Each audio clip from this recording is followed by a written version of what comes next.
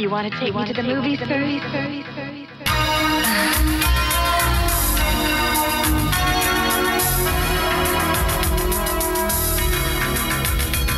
Hi, welcome back to Soft Focus. I'm Sophie, and this is what is ostensibly part 2 of my horror anthologies. So last time I talked about Creepshow 2.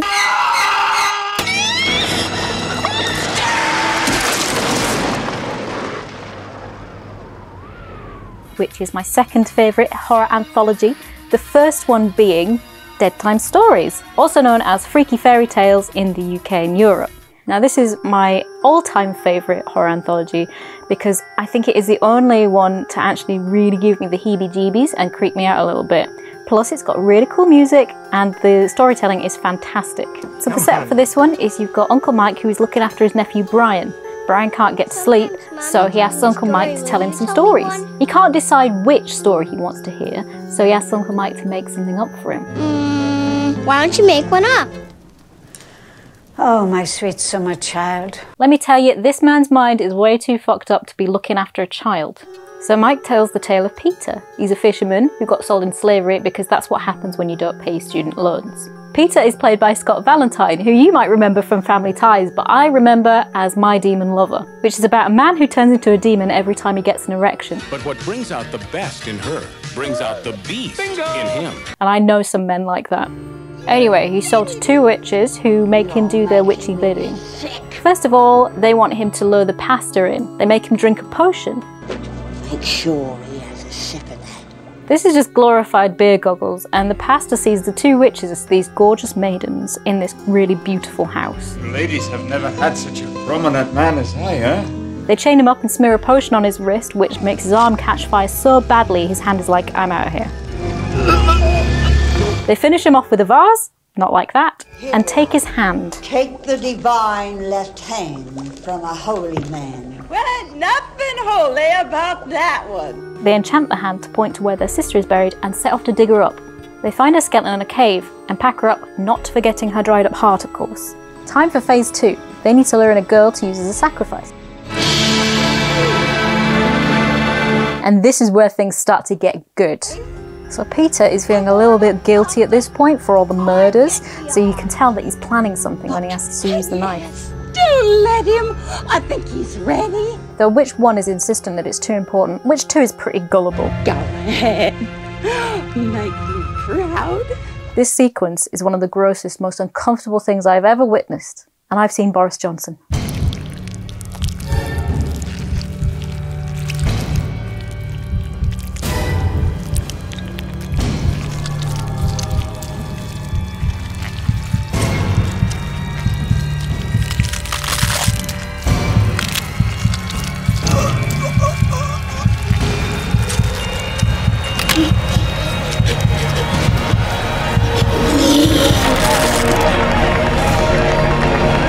It's okay though, miraculous aim from Peter saves the day.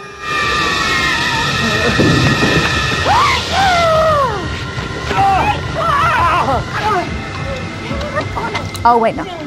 So they escape, but the inevitable happens when they run into Magog in the woods. Luckily, she's still made of tissue paper, even though her heart tries to go a facehugger on Peter.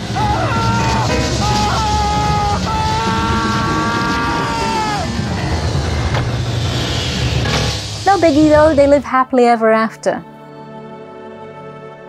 But Brian hates that ending, so this is the real ending. Better? Much. I personally am scarred for life after just seeing that witch transformation sequence. Something about eyeballs in skulls and skinless bodies that really gets to me. Anyway, the more classic tale of Little Red Riding Hood is next on the agenda. But this is Uncle Mike we're talking about, so he has to put his own spin on it. Once upon a time, there was a little girl called Rachel. She's a hot-looking high school senior. Okay, Mike, she's a high school senior and you need to rein it in. Anyhow, one day she came home after cheerleading practice.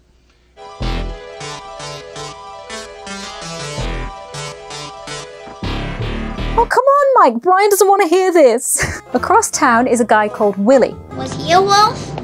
Oh, no. Technically he wasn't. Not full-time, anyway. Our 2 characters meet in the pharmacy, where Willie is buying drugs and Rachel is buying her grandmother's medication, which interrupts the deal. Thank you. Oh no, who could have seen this happening? Rachel meets up with her boyfriend and doesn't want to have sex in an alleyway. Not here. What a prude. So we have the classic prescription mix-up and Willie really needs those pills by sunrise. I wonder why. Lady! Instead of calmly telling the grandmother what the problem is and trying to work it out, he just tries to force his way inside. I have a meat cleaver here, and I know how to use it! He's getting a little bit antsy now.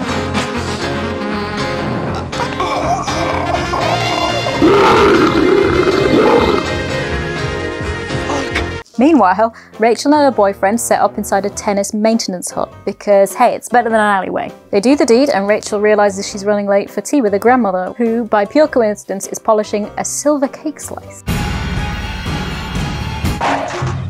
What was that noise?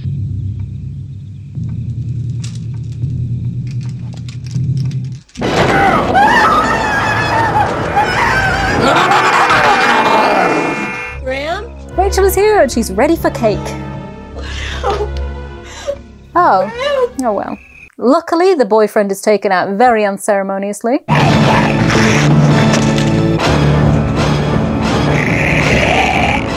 it's up to Rachel to take out Willie.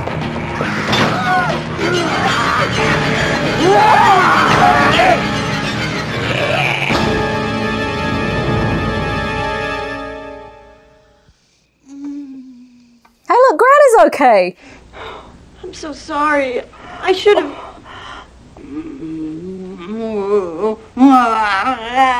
Graham, are you all right?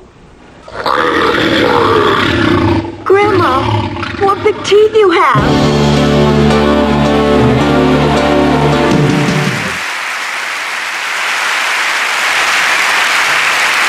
Brian is finally asleep. Or passed out from fear, I don't know. But we still have time for one more story, Uncle Mike. Goldilocks and the Three Bears. And where else would you open such a sweet, classic tale than a psychiatric facility? We learned that this is Baby Bear. We're going home! And this is Papa Bear. Now we don't want any problems from you, pal. And Mama Bear is here to break them out. Oh, I am sorry I am late.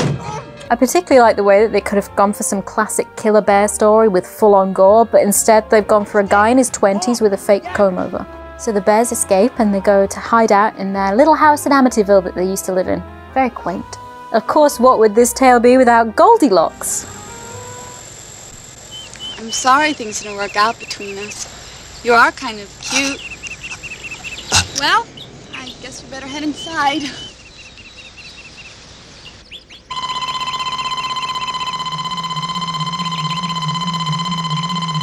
Huh, that's weird.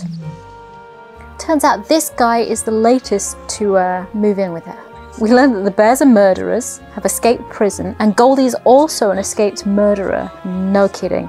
She killed her own parents. That's me! And has unusual psychic powers. In other news, President...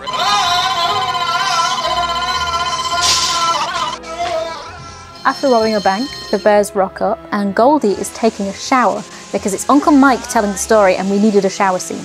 Someone's in there, all right. They decide to take her under their wing. She'll be like the daughter we never had. And you'll be like the parents I brutally slaughtered. And soon enough, Baby Bear and Goldilocks are fucking.